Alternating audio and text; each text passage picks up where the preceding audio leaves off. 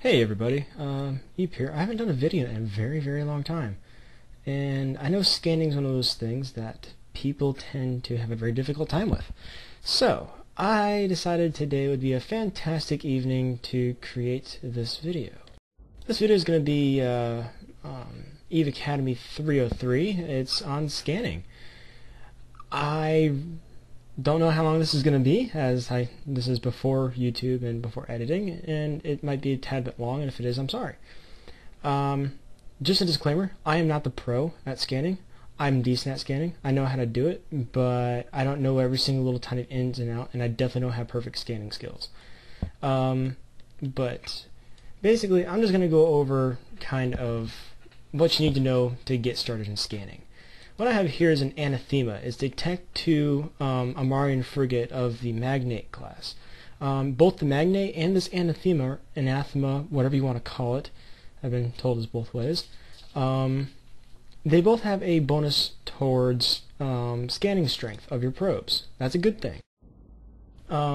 Basically, what it is these ships are designed for scanning. You can see right here a 10% increase in scan strength of probes per level. That's really good. I have Covert Ops skill at level 4, so I get 40% bonus of scan strength in my probes when I'm using this ship. The Tech 1 version, the Magnate, is, I believe, 5%. No. Oh, 7.5% increase in scan strength of probes. So it's not as good, but it's still very worthwhile doing. And there's the equivalent across the board for all four of the races. Minmatar is the probe. Yes, it's actually a frigate called the probe. There is the... God, what is the Caldari one? I know... I can't remember the Caldari or the... one sec, I'll tell you. Okay, the Imicus is the Galante one. Again, same exact one. Caldari one is the Heron, is it?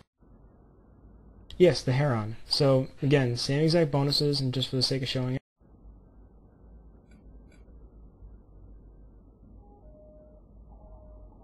Ah, there it is. Okay. And again, same bonuses. So, those are the ships that you should really use when you're starting off scanning. I don't think there's any larger ships except for the new Gnos battle cruiser, I think it is, that's coming out, or they've not come out with yet, but have been working on and kind of hinted that you might be getting it. And there's also the Tech 3 subsystem that is a bonus for scanning. It's also a very good one to train up. I think it actually has the same bonuses as the Anathema, whatever. Okay, so those are the ships you want to use. They make it so that your scan probes do a better job of scanning. They pick up on signatures better. Okay, and then there's 4 related skills. You can see here, astrometrics. This is a basic one. I would really get it up to level 3. That's what I have. Allows you to have 6 probes. 7 would be ideal. It takes a few days though.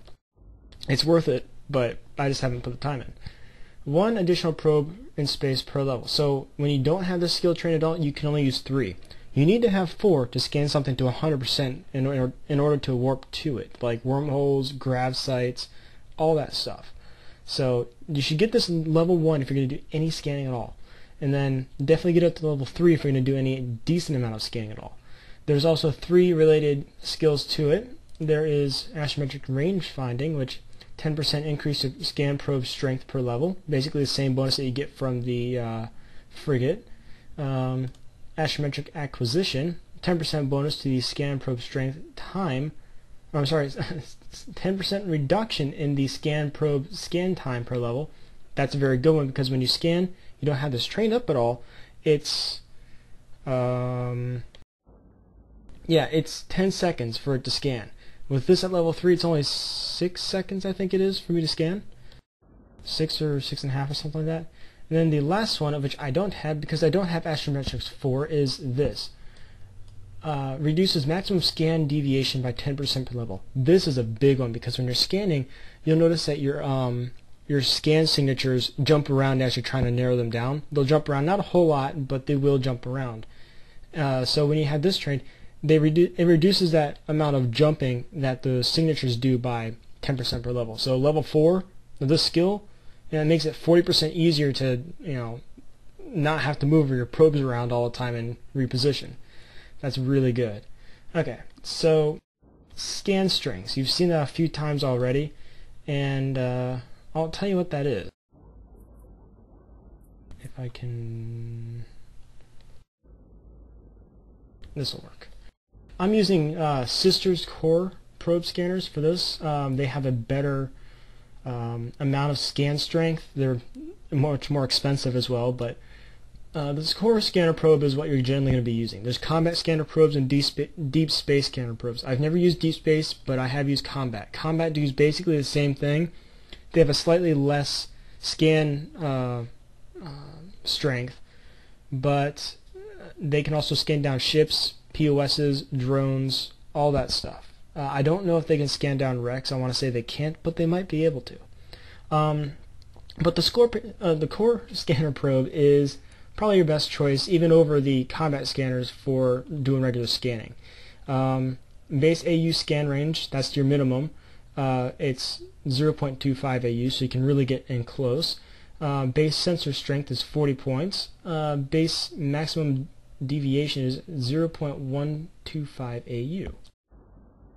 I'll be honest and say I don't completely understand that. All I know is I move my probes around on the field and they scan stuff down. For most people, I don't think that's going to have a whole lot of bearing as far as scanning stuff down. It makes a difference, but it's not going to have a detrimental bearing on whether you can scan something down or not. The biggest thing is going to be more probes you can have. One thing about scanner probes is if you look here in your thing, as you pop them out, I think the default is 4 AU. Go ahead and select all of those, and then you right click and you go to scan range. These are all the different scan ranges that you can set your probes to, maximum being 32.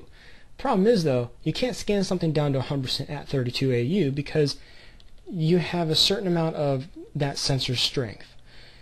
And you're taking that sensor strength, and for each probe you're throwing across a 32 AU bubble, more or less. So you're taking that scan strength that you could possibly have and then stretching it out, so it's not as good. Whereas if at 0.25 AU, you're taking that same scan strength and focusing all of it together inside of one 0.25 AU bubble. So that's why you gotta work at 32 or 16 depending on the size of your system, and then work your way up to probably 0.5 or 0.25. Another thing that's kind of nice about scanning is when you get a signature to 25% of a scan complete on that thing, it'll tell you what generally type of site it'll be. So if it's a wormhole, it'll say unknown. If it's a grav site or gravimetric site, that's like a ore field or an asteroid belt that's not up on your overview. A LADAR site with an L is a gas site. A radar site is a site is more like a combat site, but you can also do code breaking in it to get some artifacts or whatever. I'm in a wormhole, so I get sleeper artifacts. And then magnometric sites are much like the radar site, except you got to use an analyzer instead of the code breaker. Again, it's much like a combat site. Okay, let's get to the process of it all. What am I doing here? Okay, so when you have your scanner open, you can access it right there with Alt-D or just click on that little icon. It'll open this window. It depends where you have it. I have it right here. So let me go ahead and cloak really quick since this is a covert op ship and you guys don't need to see my ship for this. It'll keep me safe. Okay, so let's go ahead and set this to, since I know the size of my wormhole, it should be 16. Okay, so they're all at 16, and then you have a map icon. When you click this, it opens up into your system map. It'll show you your overall system. I have 2 planets in here, so it's pretty easy to scan, and a sun. What's the word I'm looking for? With signatures, they'll pop up around or in between different planets and different orbital bodies. So, like, since I only have the 2 planets, it's going to be around this planet system or around this planet system. So it's pretty easy to scan down the system, I must say. I do actually enjoy that. And they actually don't really scan around or pop up around the sun. It seems to be only the planets. I've done full system scans as well around all the entire rings, and they pop up around here and they pop up around here. So now I have 6 probes, like I said. If you have 4, you're going to see what I mean to use these, but let me rearrange these probes really quick.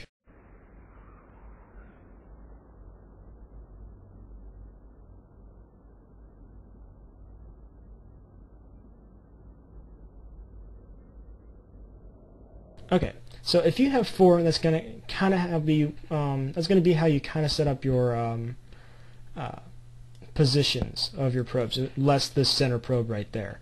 So you're going to have kind of like a one on each side type of deal, and it's going to be kind of flat. So 5 means that you can put one in the center like I have here, and well, there's 2 different ways of doing 4. It's like a pyramid type thing, but if you have 6, you can go ahead and move one up and one down as well. So that's what I'm going to do.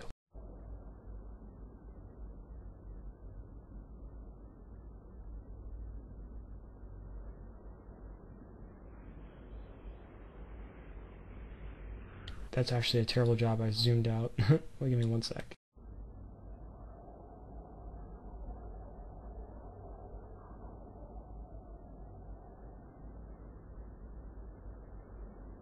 Okay, you don't need anything fancy. If you have 6 probes, that's what you do. So that's 4, 5, and 6 right there that you just saw. So now there are 2 things that are very nice about scanning, and that's for moving around your probes. That is, it's Alt and Shift.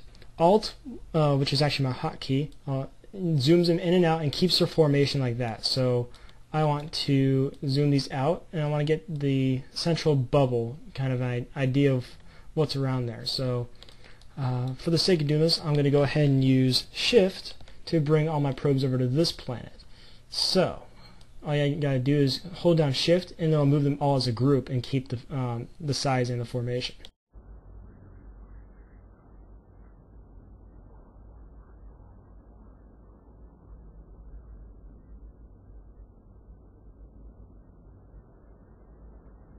Okay, so that's a quick thing on how you move your probes around. I'm sure there's some of you have had issues with that, and I remember when I first started, I actually had to take them one by one, move them over, and I hated scanning when I first started. But seeing as I'm living in a wormhole, it can't be all that bad. So all you gotta do now is just take your probes, reposition them. You want to it shows up sometimes for me. I don't know why it does and does not sometimes, but you'll see the cross sections of the little green lines and then the little center point. That's where your center point of all your probes are. That's like your max scan right there. So you can kind of see it right there. The green is right there. That little center point that was right there, you're going to want to put that over top of whatever celestial. It makes it easier.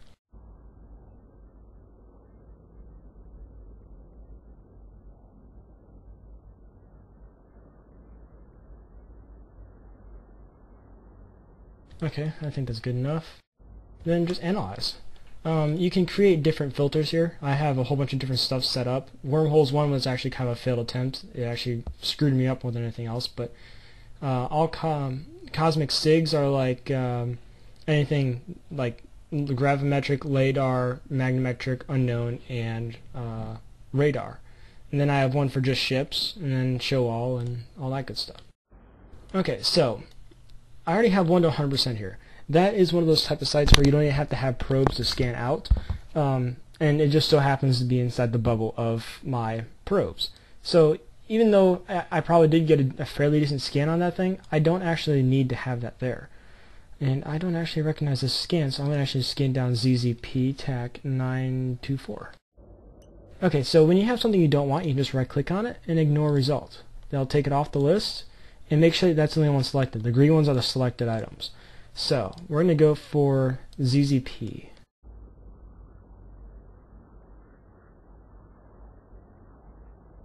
Okay. And what I found is when you just reposition your probes and do the scan at the same strength, it'll actually make it so that that scan will still jump around again. It's not going to just narrow it down. So your best bet is to just go ahead and narrow it down after every single time. time you scan, that is. You know, so go from 16 directly to 8. Don't do like multiple 16 scans on the same item.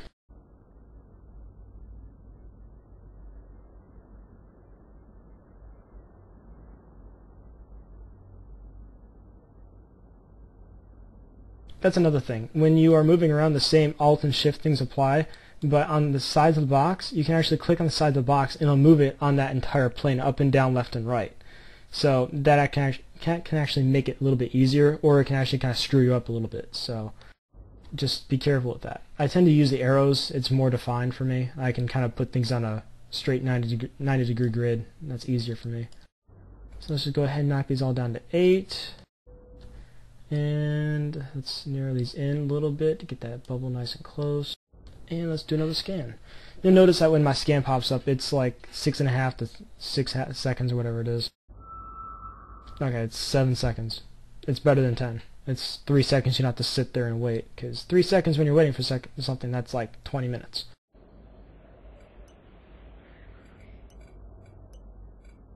EUP. I don't recognize that one either. What's going on?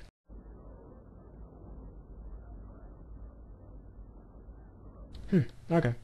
Well, I'm just going to keep going for ZZP.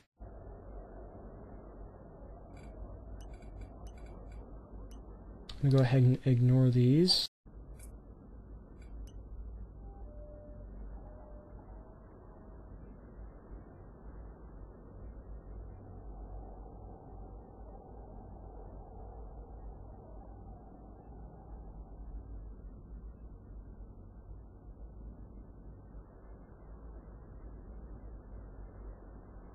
Now, when you're in a wormhole, you're not going to have any asteroid belts on your normal scan. You actually have to scan them out using gravimetric sight. And gravimetric sights in wormholes are much easier to come across than it is in normal space. And also in wormholes, they're treated like a pure nullsec, a negative 1.0 security system. So you can get all the ores. This is a class 2. I know that I get all the ores in here except for pyroxeres, I think it is. I might be missing some more, but that's the only one I've actually noticed. And with everything else, though, like I get everything I need to make stuff if I wanted to. So it's very nice, but living in a wormhole is also extremely expensive. So just don't take this tutorial as, oh, just go live in a wormhole. No, think it through. Okay, from the looks of this, it looks like this is a class 1 random one that I don't normally get, which would have been why, because I scanned that first in my list of scannings today. But I'm going to scan it down anyways for the sake of making it easier. For you to understand, that is.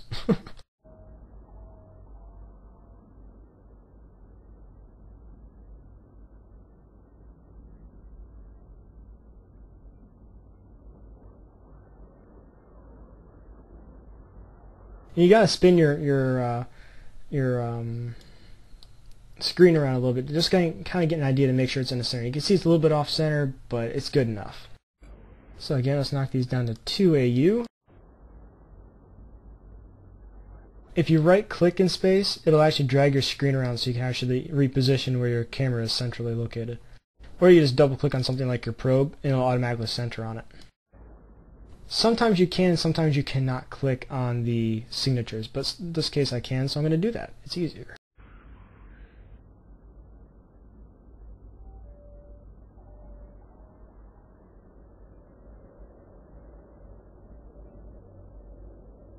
Just had to reposition here a little bit, but yeah. So if my bookmark is correct, and I'm correct in assuming that this is the bookmark I already have, which is right there, this is just another wormhole, which is good. Yes, it is. And you can tell because it says group unknown. That'll show up when it's at 25% of your signal strength, and then once you get to 75%, it'll tell you your type. This only really matter, like this doesn't really matter for most wormholes because it's just going to say unstable wormhole. But for grav sites, radar sites, and all that stuff, it'll tell you the specific type of site it is, and then you can go look it up to see what you need to do it. Okay, we're getting close. Since I am using the ship and everything else, I don't actually have to use the 0.25 AU scan. I can just bring it up to probably about 0.5 and I'll get on 100%. Although I might be able to get it with this next scan too, who knows.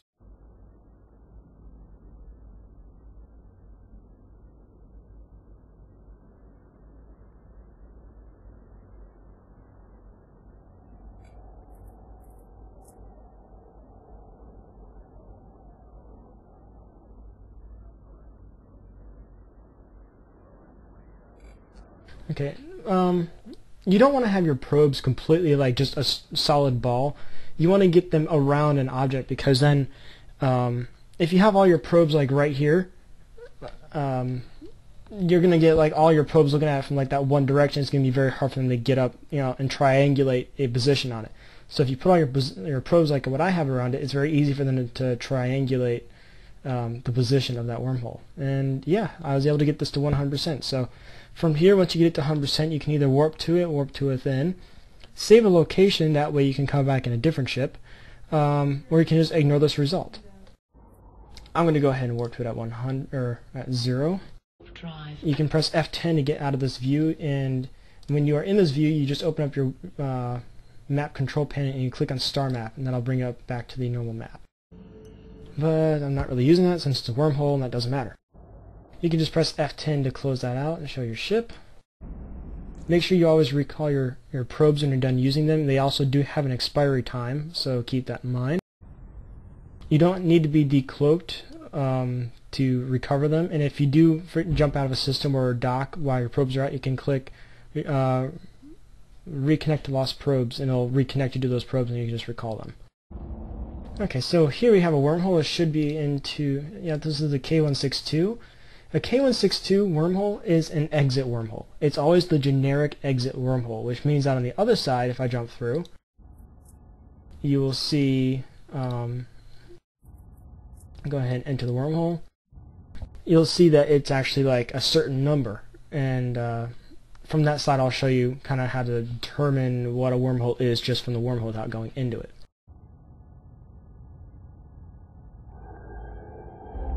Okay, then suck through the wormhole. Then I'll go ahead and sum up this, probably what is actually a horrible tutorial, and probably didn't really help you guys out that much with me explaining the information of the wormhole. So, okay, so this wormhole is a C125. You can actually look that up online. Just type in EVE Online wormhole C125, and it'll tell you exactly what you need to know about that wormhole.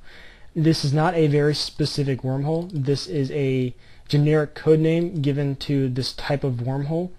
So this system in particular actually is a class 1 Wolfrayet. It does not actually have anybody living in here, but it has a static nullsec and nothing else. So otherwise I would move in here. If it had a static low or even a wormhole space, I'd move into it, but it doesn't. So when you right click on it, show info, it'll always tell you this: unstable wormhole, deep in space, blah blah blah. Then these three things right here are very important. This wormhole seems to lead to unknown parts of space. It'll say known parts of space, or low security space, high security space, or null security space. It'll also say it leads to dangerous unknown parts of space, which means that you're going into a class 3 or a class 4 system, or if it says deadly unknown parts of space, you're going into a class 5 or a class 6. It says this wormhole is not this wormhole is not beginning to decay and probably won't last another day. This means that it has more than 25% of its life left in it, but it has less than a day. So most wormholes only last 24 hours, but they can vary from, they can be either 16, 24, 36, or 48 hours in their life. Then they'll just disappear, and then you gotta find a different wormhole. So what that means is it probably has between 24 and 6 hours left. Anywhere in between there is hard to say. And this wormhole has not yet had its stability significantly disrupted by ships passing through it. What this means is there hasn't been a lot of ships passing through it. I mean, that's pretty straightforward. Every wormhole has a mass limit and a ship mass limitation. You can only bring, like for a class 1, for example, you can only bring the maximum size of one battlecruiser through at a time. You can't bring a battleship in, but you can bring multiple battlecruisers in. You could probably bring, like, I'm just going to spitball and say 8 to 10 battlecruisers. It depends on the wormhole. All these wormholes have different amounts, but generally speaking, a C2 will only let in a battlecruiser. A C1 will only let in a battlecruiser. A C2 will only let in battleship and below. Well, that was battlecruiser and below, and now C2 is battleship and below. And I don't remember from on up. It doesn't really matter to me because I don't fly anything bigger than a battleship currently. C2s can support an Orca coming into them. So if you want to use an Orca, you have like a class 2 wormhole and you have a high sec static, you can use an Orca to move your stuff in and out. Me personally, since I have a low sec static, I was using a deep space transport, which is the tech tube of SOAR, but now I'm using the Pro Raider, which is a blockade runner, and those are the ones that can cloak. It's based on the sigil. So I think this is pretty much all you really need to know for your basic scanning. I'm not going to go into wormhole sales and all that stuff because I know you can do it, but I've never done it, and I'm not going to talk about something I really don't know much about. So I hope this helped. As always, if you have any questions, you can join my EEPonEVE channel. You can see right here. You just type that in. You just click this. You type it in right there, and you should be good to go. You can ask me any questions about my videos there. Just pop in, say hi, harass me, make fun of me. I don't care. And I give this video a like if it helped. If it didn't help, just type a comment below saying why it didn't help and what you want to know. And hopefully I'll be doing another scanning tutorial that will go in more into depth about wormholes. So I can probably cover your questions or concerns there. I hope you enjoyed it. I hope you watch my rest of the videos. I have a bunch of different types of video out there. It's not just tutorial videos. And fly safe, guys.